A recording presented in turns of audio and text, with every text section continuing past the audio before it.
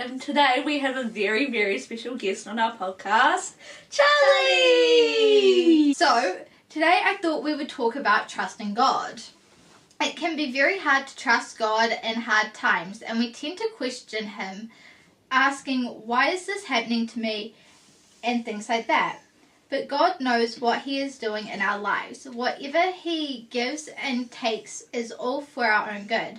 And we may not fully understand how, but He can make beauty out of our struggles. But when you trust Him anyway, only good things can happen. He knows your past, present, and future. He has a plan for you, and trusting God can help you through anything. It is so easy to forget that God can use the most painful times to show us His love and faithfulness. You may not understand it now, but put your trust in God and you will see He is always there for you. Yeah. That was beautiful. Beautiful. Thank you, Riley. Yeah, so Charli, do you know what it means to trust God's timing? It's trusting that what you're praying for will come at the right time. Nice. Top of the bit. Yeah, that was good. That was good. Yeah. That's important as well. I feel like a lot of people, they'll be praying for something, but then they just give up and because it doesn't happen instantly or when they want it. Yeah, very much so. And I think that's where people realise they're like, oh, I've prayed and I've prayed so much and, God's not answering my prayer. But you have to understand that He will answer your prayer in His timing. Yeah, definitely. You won't get an answer straight away. Yeah. Alright, another question for you, Charli. What does it mean to you to put your trust in God? It means that whatever He does is right for you in that time. Nice. Perfect. Also very important. Yes, Yeah. it is. Yeah, definitely. Okay, how about we talk about a time that we had to trust God? Ooh. Right. I think for me, a time that I had to put my trust in God was the first time I went to YWAM. Because I went there, I only completed the lecture phase because while I was there I got really sick and couldn't continue. And it was I was so sad about it. It was devastating. I was really loving it, really looking forward to it and everything. But then, I think it was 6 months later, I ended up going and doing another DTS, and that one was just even better. So many more experiences. I met amazing people, and so much came from it. I even met my husband. If I had completed that first DTS, I wouldn't have met some of my best friends. I wouldn't have met my husband. I had some of the amazing experiences that I did. Yeah. And it was hard to trust that was going to happen, but I did. Yeah. I think that's good. What about you, Charli? I don't know. There hasn't really been a time where I've had to. Yeah. Fair enough. Well, I guess you are still quite young. Yeah, there hasn't really been a moment where it's been yeah. Yeah. Your time will come. Your time will come. It will come. It will come.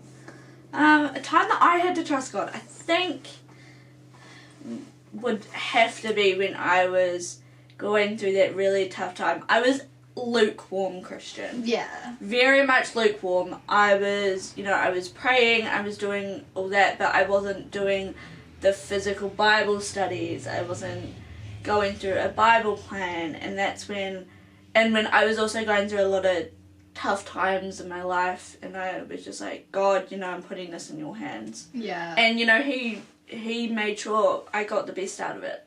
He made sure that I was okay in the end, and he answered my prayers. So yeah, it's really good. Yeah. I think it's also important, in those hard times when you're struggling to trust God, it's good to look back and remember the good things He has done for you. Yeah.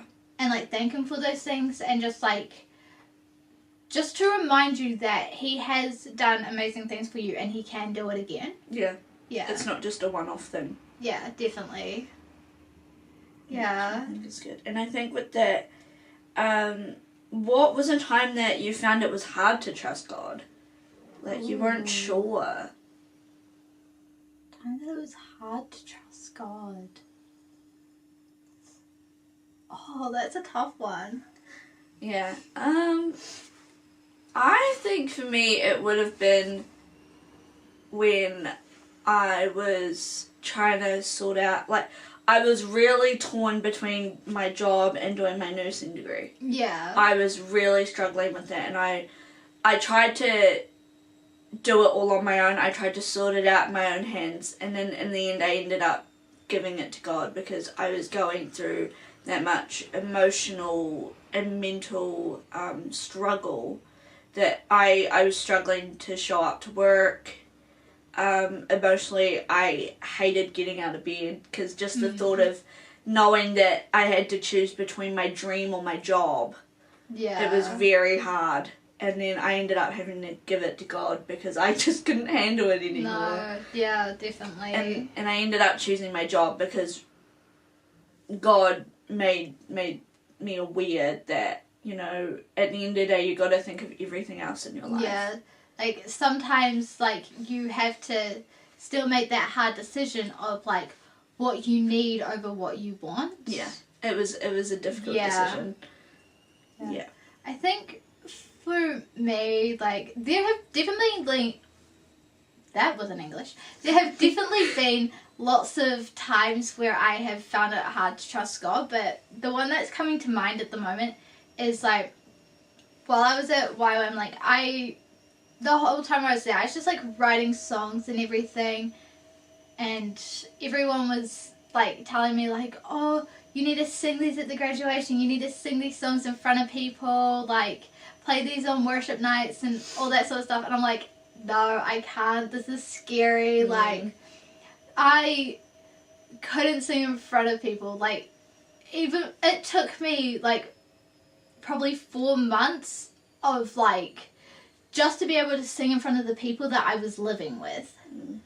And then I was praying about it and everything, and, like, I hadn't gotten, like, an answer or anything, and I kind of gave into the peer pressure. That one. Peer pressure. I still can't say. Peer pressure. Wait. Peer pressure. Peer pressure.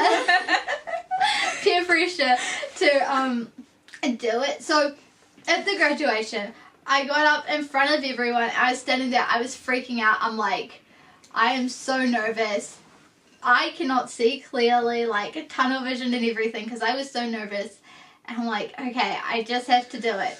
And then as my friend Joy started playing the music, I was standing there praying. I'm like, God, please help me through this. Like, I am so scared. And, like, as she started playing the music, suddenly, like, I got this bit of confidence. And I started singing. And the more I went on, my confidence grew, which I think was so cool. But it was such, like, it was 3 months of consistently praying and being like, God, I can't do this. Like, I wasn't even being like, God, help me do this. I'm just like, God, I can't do this. Help me to say no. Yeah. And I think that's probably one of the times that it was really hard to trust God. You made our father cry. I did. Still disappointed that it wasn't me. Yeah, apparently it was so sweet and amazing that my dad, who never cries, cried. Yeah, it was a beautiful moment, but very unexpected too. Yeah. I wish I was the one who made him cry. and then Joy ended up singing my song at the wedding. Yes, oh, it was absolutely beautiful. It was so good. I actually heard throughout the night, I heard a lot of amazing comments about it. Yeah. I got a lot from my family as well, like, Joy has to play at your wedding, like, Joy has to come, and I was like, oh. Yeah. It was so beautiful. I think a good Bible verse to go with the two topics that we just talked about is from Proverbs 3 verses 5 to 6. Trust the Lord with all your heart and lean not on your own understanding, but in all your ways acknowledge him and he shall direct your path. That one, yeah, that summarizes it as a summarizes it all very well. And I think, you know, we've got to realize that, you know, you may trust God up here, but you've also got to actually have him in your heart. I can do all things through Christ that strengthens me. Yeah, and that's from Philippians 4:13. Which is, I think, You said that very well. I'm very proud of you. I stuttered a little bit in the middle. It's okay. But I think, I think with everything that we do in our life, we've got to remember that God's always there. Yeah. Always. Like, if you're nervous about something, He's there to help you through it. If you're going through a hard time, He's there. It's just trusting Him and knowing that He will get you through it. Yeah, and also giving your decisions to Him as well is a big, important thing. Sorry, that was really annoying me. So, Yeah. I think, I mean, as for someone who has trust issues due to things that have happened in my past, I did find it at the start, I did find it difficult trusting God. But now I'm at the point where, God, take it! Yeah. And Handle it. I think one of the reasons people find it so hard to trust Him is like they can't see Him standing there physically talking to them. Yeah. Like, it's not me going like, Charlie, you can do this. Go on. I wouldn't trust you. Thanks. But you would trust God though, right? Yeah. You would trust but God over Riley. It's like just this voice in your head, almost. Yeah. Yeah. Yeah. How I visualize it, I know this is going to sound so funny, but I visualize, like, if I hear God talking to me, I visualize the guy who plays Jesus in The Chosen. That's how I see it. I love Jonathan Remy so much, he's amazing. But that's how I see it when God's talking to me. But I think that's very common, like, because a lot of people, they need to put a face to the figure and To stuff. the voice, yeah. So it's like, this character plays Jesus, so let's give Jesus this, you know? Yeah. Yeah. And it's pleasant to look at too. Yeah. Anything you want to say, Charlie? Nothing? Nah. Alright.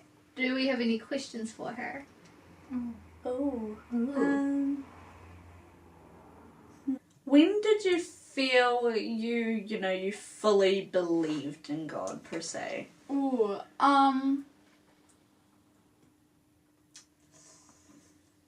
I would probably say, like, properly believed in Him was probably when I was around, like, maybe 10, 11. Since, like, I grew up in, like, a Christian family and things, it's like, I need to believe in this since my family does. Yeah. But, like, the moment you chose to make your family's faith your own. Yeah. Yeah.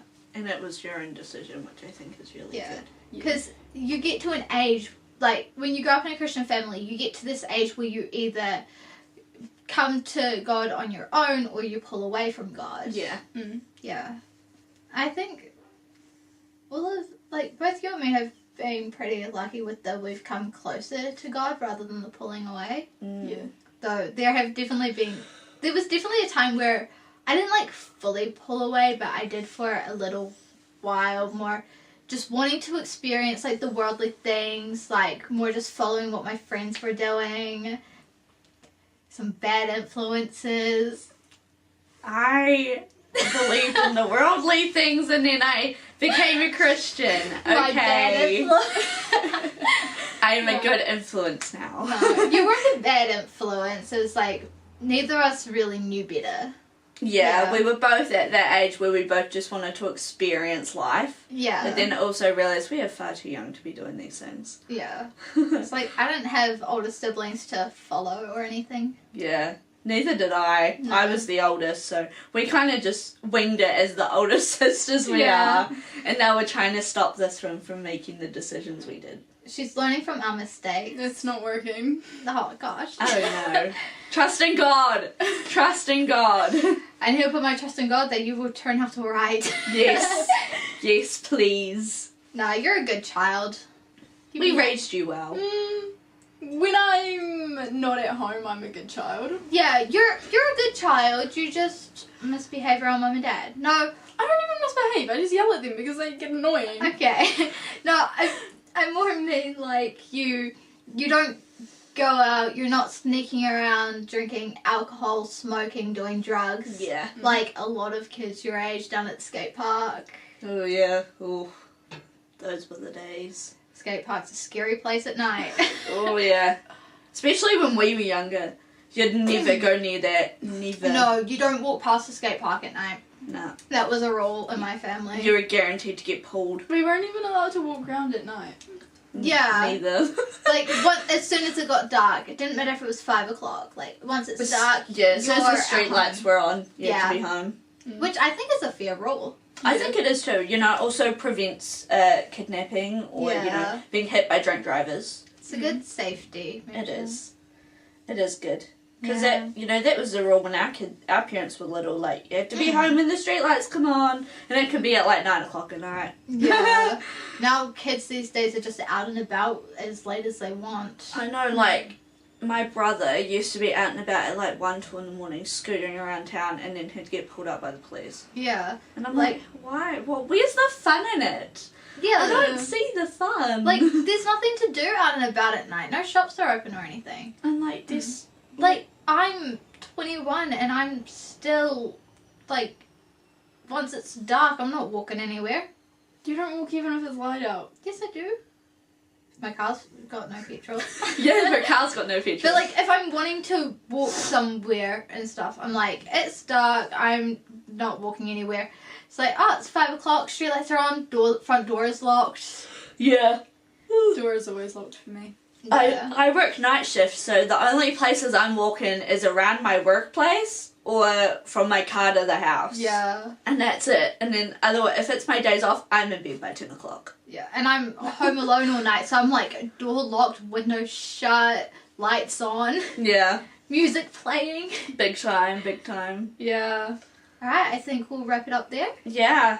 I think we had a Yeah. great episode. Thank you, Charlie, for joining us on our podcast. We'll have to get you on again. Oh, big time, Yeah. definitely. Alright, thank you for watching. Thank you. Bye. Bye.